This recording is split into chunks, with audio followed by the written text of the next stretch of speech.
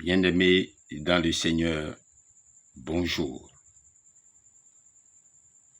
Qu'est-ce que nous pouvons donner à Christ pour ses œuvres envers nous? Qu'est-ce que nous pouvons lui rendre en contrepartie de tout ce qui se fait à chaque instant, à tout moment dans notre vie? Je vous invite tout simplement à lui dire merci, à être reconnaissant et à le louer à cet effet. Et c'est dans cette louange que sa présence avec nous est toujours scellée à jamais. Je sais, et vous qui avez suivi la 368e publication, nous avons déjà annoncé cette lumière qui fait l'objet de cette publication, et le thème étant Jésus, lumière du monde. Le texte ici d'Ésaïe chapitre 9 verset 1 à 4 et de l'évangile de Jésus-Christ selon Matthieu chapitre 4 verset 12 à 23 nous permettront de vous en parler davantage.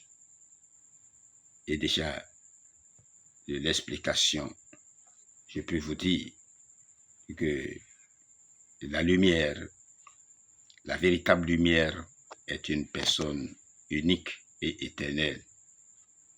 Jésus-Christ, celui qui a dit « Je suis la lumière du monde ».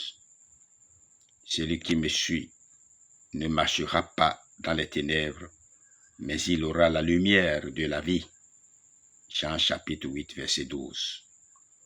Celui au sujet duquel il est écrit, cette lumière était la véritable lumière qui, en venant dans le monde, éclaire tout homme. Elle était dans le monde, et le monde a été fait par elle, et le monde ne l'a point connue. Elle est venue chez les siens, et les siens ne l'ont point reçue. Mais à tous ceux qui l'ont reçue, à ceux qui croient en son nom, elle a donné le pouvoir de devenir enfants de Dieu, lesquels sont nés non du sang, ni de la volonté de la chair, ni de la volonté de l'homme, mais de Dieu. Jean chapitre 1, verset 1 à 13. Vous êtes la lumière du monde. Une ville située sur une montagne ne peut être cachée. Et on n'allume pas une lampe pour la mettre sous le boisseau, mais on la met sur le chandelier et elle éclaire tous ceux qui sont dans la maison. Que votre lumière luise ainsi devant les hommes, afin qu'ils voient vos bonnes œuvres et qu'ils glorifient votre Père qui est dans les cieux. Matthieu chapitre 5, verset 14 à 16. Car Dieu qui a dit, la lumière brillera du sein des ténèbres, a fait briller la lumière dans nos cœurs pour faire resplendir la connaissance de la gloire de Dieu sur la face de Christ. 2 Corinthiens chapitre 4, verset 6. C'est avec cette explication que nous allons aborder les commentaires et celui du livre d'Isaïe chapitre 9, verset 1 à 4. Nous permettra de vous dire déjà que le chapitre 8 s'achevait sur d'épaisses ténèbres. Ésaïe chapitre 8, verset 21 à 22. Israël y marchait en aveugle, à tâtons, verset 1. Mais voici que devant ses pas va resplendir une grande lumière. La citation de ce passage en Matthieu chapitre 4, verset 15-16 nous transporte au temps de l'Évangile pour y voir briller celui qui est la lumière du monde. Jean chapitre 9, verset 5. C'est bien dans cette Galilée méprisée, mais combien privilégiée, que Jésus a accompli la plus grande partie de son ministère. Nous les voyons au bord du lac avec les disciples et les foules. Capernaum, en particulier, a été élevé jusqu'au ciel du fait de la présence du Fils de Dieu au milieu d'elle. Matthieu chapitre 11, verset 20 à 24. Toutefois, la vraie lumière n'est pas réservée à une région ou à un peuple. Elle éclaire tout homme. Mais les hommes ont mieux aimé les ténèbres que la lumière, car leurs œuvres étaient mauvaises. Jean chapitre 1, verset 9, chapitre 3, verset 16 à 21. Nos versets passent par-dessus le temps du rejet du Seigneur et par-dessus toute la période actuelle de l'Église dont il n'est jamais question dans les prophètes. Il nous montre d'emblée la joie d'Israël, verset 2, au moment où, après des siècles d'obscurité, se lèvera le glorieux soleil de justice. Comparez ceci à chapitre 60 de Ésaïe, chapitre 60, verset 1, 19 et 20. Le beau verset 5 nous révèle quelques-uns des noms et des titres attribués au Fils. Autant de ces noms, bien-aimés, autant de sujets bénis de méditation pour nos âmes. Allez-y, cherchez ces noms. Ils sont tous beaux et ils nous permettent de nous réjouir, nous permettent d'être fiers dans le Seigneur.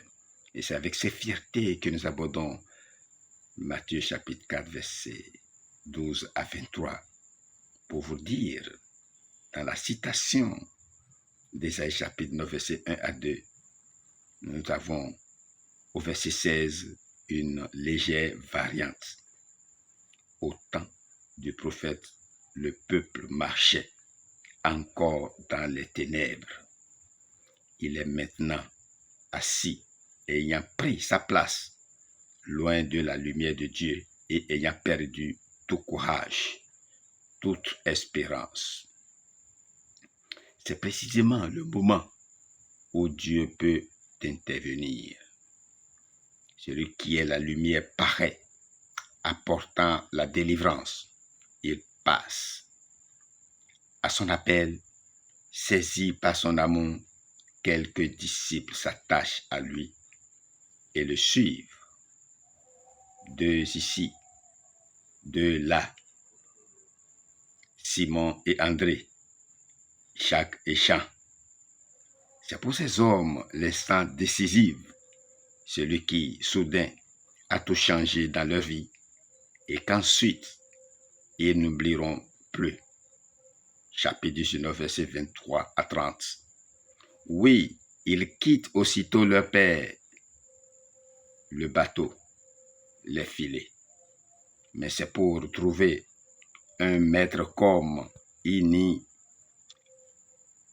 en eut jamais d'autre et la promesse d'une tâche nouvelle.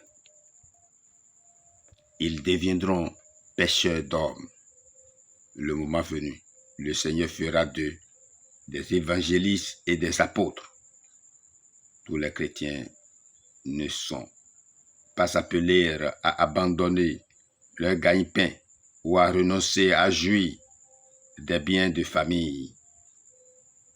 Mais tous ont entendu un jour ou l'autre dans leur cœur la voix connue qui leur disait « Suis-moi ». Y avez-vous répondu? Les versets 23 et 24 résument admirablement toute l'activité d'amour du Seigneur Jésus. Cet amour qui l'a amené à souffrir à notre place pour nous racheter la vie. C'est pourquoi ce cantique 29 des Français intitulé « Ô vous les saints des cieux » vous invite à vous jubiler à vous réjouir dans le Seigneur Jésus-Christ, car il accomplit de grandes choses pour vous. Car si vous attendez aujourd'hui ces paroles, c'est grâce à ces œuvres accomplies par le Seigneur Jésus-Christ. Et pour que elles ne soient pas vaines, nous avons le devoir de continuer et de pérenniser ces œuvres au nom de Jésus-Christ dans toutes nos entreprises, où que nous soyons, pour que le nom de Christ soit connu de tous, dans le précieux nom de notre Seigneur Jésus-Christ. Amen. Votre humble serviteur, Seigneur apôtre, Ngbo Denakbo Ignace, des églises des Chérubins et Séraphins. Je vous remercie et je vous invite très prochainement à d'autres activités dans le Seigneur. Soyez tous bénis au nom de Jésus-Christ. Amen. À bientôt.